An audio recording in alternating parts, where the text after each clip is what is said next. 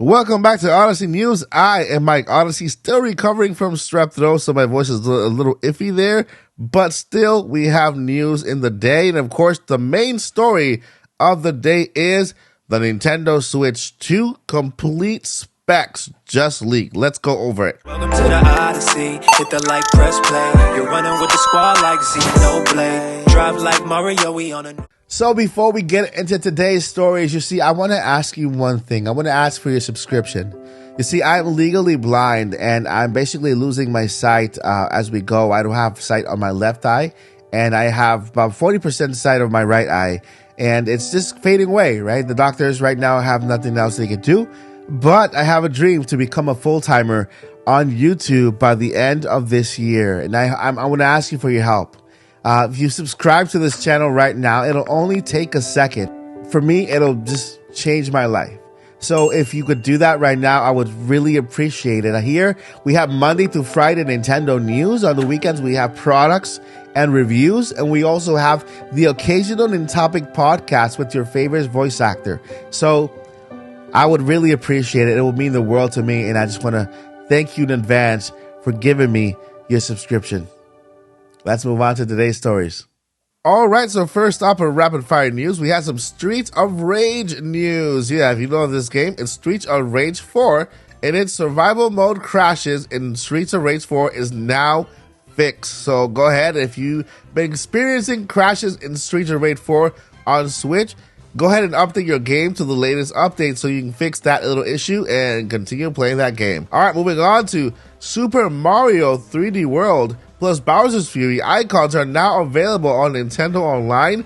And I gotta tell you, I'm gonna jump on this because Bowser's Fury is actually my favorite 3D Mario game. And I think that's the future moving forward for upcoming games when it comes to Nintendo and Super Mario. Moving on, we got Xbox, and it looks like Xbox took down every emulator regarding Nintendo from the actual store because, of course, it's an iffy area where, you know, if you allow games emulators to be on your store, then there's no guaranteeing who will use it legally. So instead of having them out there, you know, and creating some legal issues, Xbox just took the route of eliminating them so that they can protect themselves, you know, more than anything else. And last in rapid fire news, we are approaching the season of the Summer Game Fest and all these amazing game announcements, right? And now we have Gamescom. This is where last year we first saw gameplay for Sonic Frontiers, and it looks like they have their opening night, which will be on August 22nd, 2023. So if you love Gamescom, if you're attending it, well, I can't attend it because it's not really here in the US, but still, we will keep you up to date with all the latest news when it comes to Gamescom and game announcements for that event. All right, so today's top story is Nintendo Switch 2. And yes, ladies and gentlemen, it looks like we have a massive leak when it comes to the Nintendo Switch 2. Some of this information we knew because I covered it in prior news, but others is completely new. So let's go ahead and go over the entire spec sheet for the next Nintendo Switch.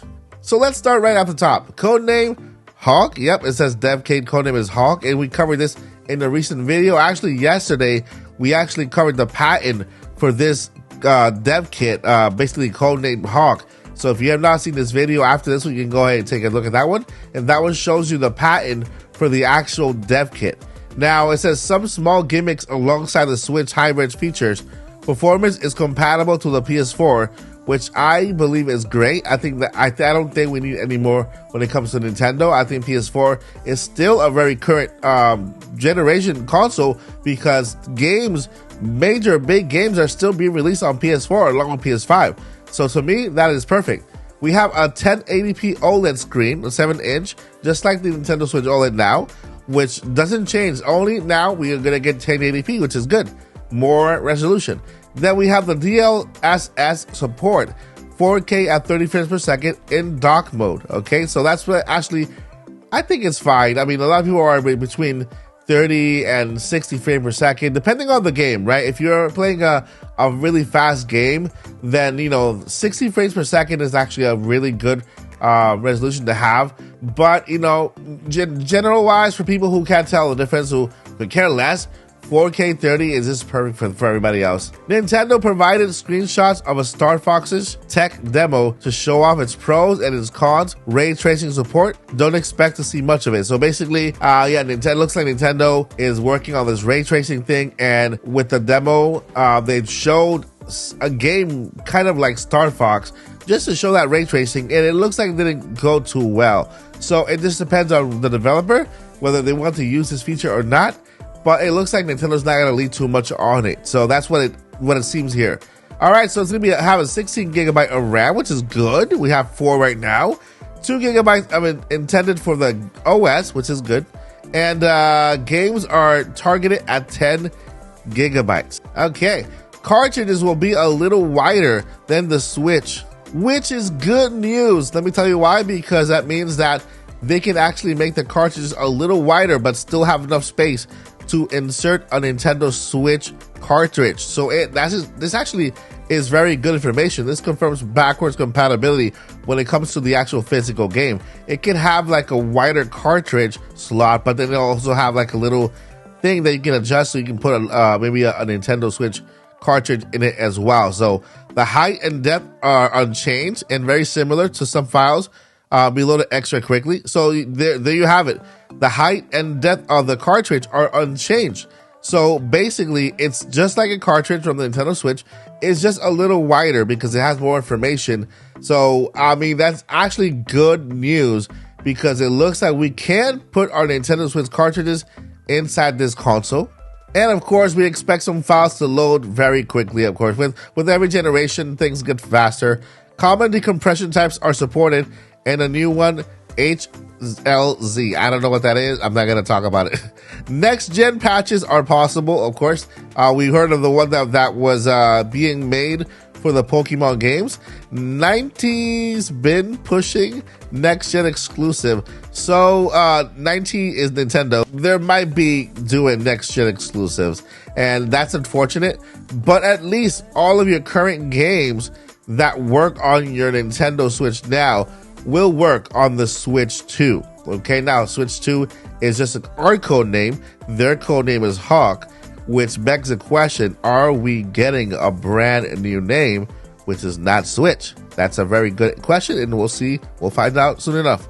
But yes, it looks like they might go with next gen exclusives. I don't know when, but it looks likely that maybe the next upcoming games are going to be next gen exclusive. All the current games that we have now will play on the next gen system with patches. Of course, they will get patches in order to be compatible, get better resolution, and just take advantage of the new hardware. But it looks like they're going to have next gen exclusives. That's something that I kind of thought was going to happen. So systems can transfer saved data with other systems or with communication companion devices, aka CCDS. So basically, you can transfer your saved data from your current Switch to the next gen system, which is again backwards compatibility with the current games, not guaranteed with future games.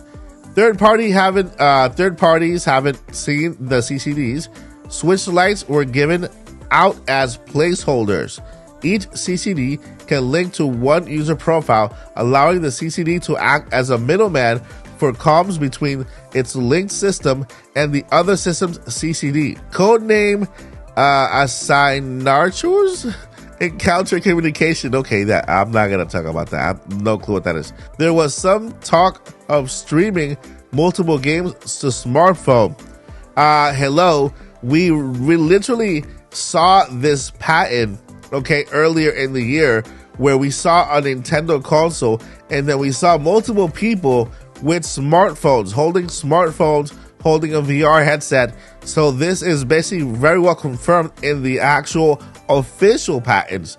So there you have that part of the smartphones combined with the next gen console. That is something that we saw in patents confirmed. This is official documentation from Nintendo, and this looks to be true. It could be for the next gen Switch. And last year, expected to launch in the second half of 2023, which is great news because this could put us at an announcement date of June to July, and then a release date around August, September, and October in order for it to be ready for the holidays and for current next-gen games to be announced.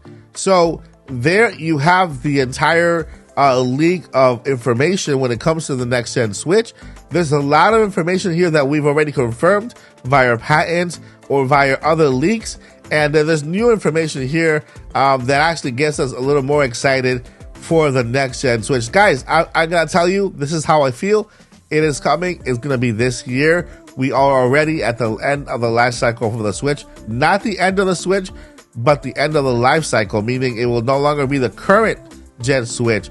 And this year, we're gonna get a brand new next-gen Nintendo console. All right, that is gonna do it for today's episode of Odyssey News.